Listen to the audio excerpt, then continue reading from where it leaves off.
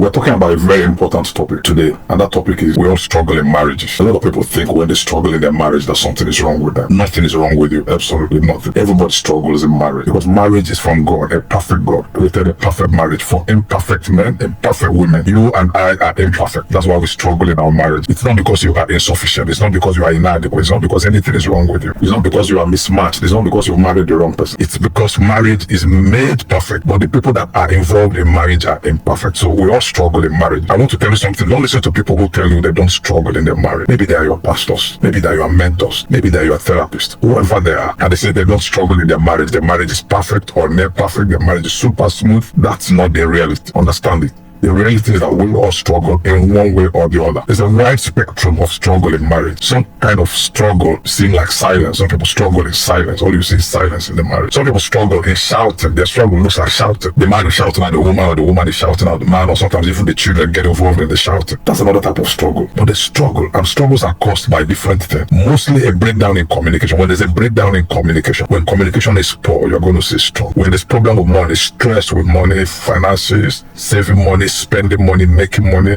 there'll be struggles. When there's poor habit, unhealthy conflict resolution skills, your skills in resolving conflicts, resolving differences, if it's poor, if it's unhealthy, there'll be struggle. So there's struggle in a lot of things. In-laws can cause struggle, parenting can cause struggle, the way you do this, the way you do that, the way you schedule this, what church you go to, what church you don't go to. A lot of things cause struggle, and some struggles even come from before you got married, from dating. There were struggles there that probably you overlooked, and then now it's here in marriage and you need to struggle. But that's not the point for today. The point is we all struggle in marriage, and we need to face that. We need to understand that you are not inadequate, you are not insufficient, your marriage is not mismatched, you did not marry the wrong person. The reason why you struggle is because it's part of the package. People struggle in marriage, but the important thing is when you struggle in your marriage, you need to make sure that the struggle does not escalate. We need to de-escalate the marriage. We need to overcome the marriage, because every struggle that you don't overcome will over time overcome you, overcome your marriage. Then your marriage will sink. So the point is, struggles are not uncommon, they are not unheard of. When you have struggle, it's because both of you are still interested in the marriage, both of you are working on the marriage, both of you want to make the marriage better.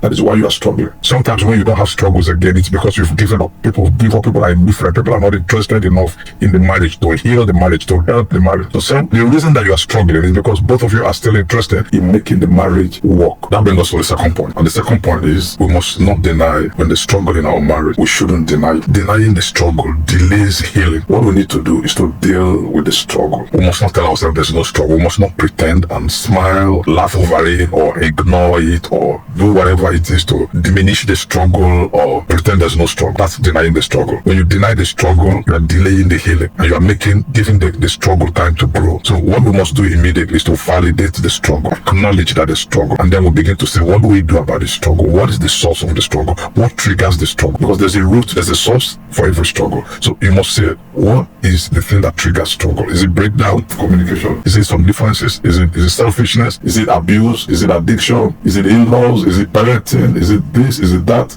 So that's the next thing you must do. You must validate this struggle instead of denying this. That brings us to the third point. When there is struggle, you need wisdom for freedom. Bible says wisdom is profitable to direct. You need direction. And this wisdom can come from what you do yourself, what you do with your spouse, or what you do with your pastor, or what you do with a mentor. You need to know how to get help. That's the next thing. You need help. Some people think that getting help means they fail. They think that getting help, some people say that my marriage is me and my spouse. No third party, no outsider. Sometimes it's better to get an outsider when an outsider can help. Marriages get to a point sometimes when an outsider, even the whole community, will be useless to your marriage. So you need to get help at the right time. According to the Bible, wisdom is profitable to direct. You will know the right time to get a book to read, or maybe a video to watch, or maybe a seminar to attend, or maybe a mentor to sit down with you, a pastor you trust, some responsible person, not somebody that's going to go out and talk about your marriage, somebody you trust. You need to get them, sit down with them, listen to them, establish some accountability. If this happens, I'll talk to you. If this happens, I'll talk to you. If this happens, I'll talk to you. If you see this, you call me to order. So every marriage actually needs some accountability person who can call you to order, who can say, don't do this, do that. But in this case, there's already struggle. So you go to yourself, you go yourself to a pastor, you go yourself to a mentor, you go yourself to a seminar, and get help. Very, very important. Get help for your marriage. Find out a better way to communicate. Find out a better way to reconcile your differences. Find out a better way to resolve conflicts. Find out a better way to say, look, this is what I need. Sometimes we're expressing our need wrongly. You need something, you're expressing it wrongly. There's an expectation that is not met, you're expressing it wrongly. So we need to know how to reach compromise. Sometimes it's not just communication. Communication is good, but sometimes all you need to do is compromise or apply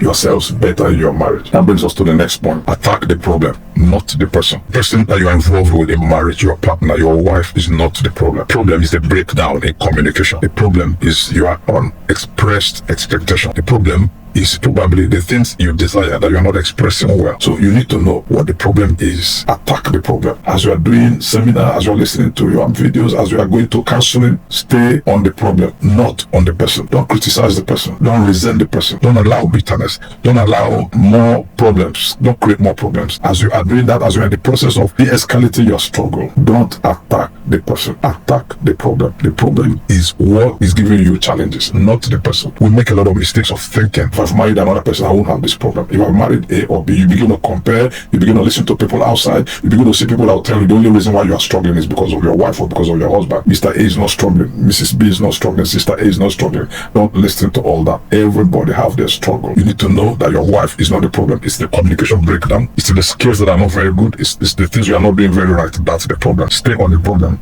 Don't make your wife the issue. Your wife is not the issue. The problem is the issue. It will take time. It will take effort. It will take work. It's not enough to go to seminars. It's not enough to listen to your pastor. You must be willing to work at it. You must do what they're asking you to do. Because if you go to all the seminars, you go to all the marriage conferences, you read all the books, listen to everybody, whatever you do, if you're not willing to apply it, humility with everything that you have, it will not work. You have to be willing to apply what you are reading. You read 100 books, you read 10 books, you read every book on marriage. If you're not ready to apply what you are reading, you won't get any difference. So it's going to take effort. It's going to take work. It's going to take time. You didn't get into this problem in a day. It didn't take you a day to get into this problem, into this mess. And not come out of it in a day or in a week or even in a month. It will take time, consistent effort, consistent try, consistent application of what you are learning. That is what is needed. So you must be willing to spend time, spend effort, work together, and then measure your improvement. As you are working on it, you are seeing, are you improving, are you getting better? If it's not working, your approach is not working, you need to change your approach, because if it's working, you do more of it. If it's not working, maybe the way you are doing it is wrong. You need to change your approach. But what you have to have at the back of your mind is that for your struggles to stop or for you to overcome, it will take you time. You work at it. It will take effort, and you can't work at it alone. You have to have the buy-in of your spouse, your wife, your husband. You have to agree to work at it together. Everybody's in, not the wife alone, not the husband alone. If the husband alone is working at it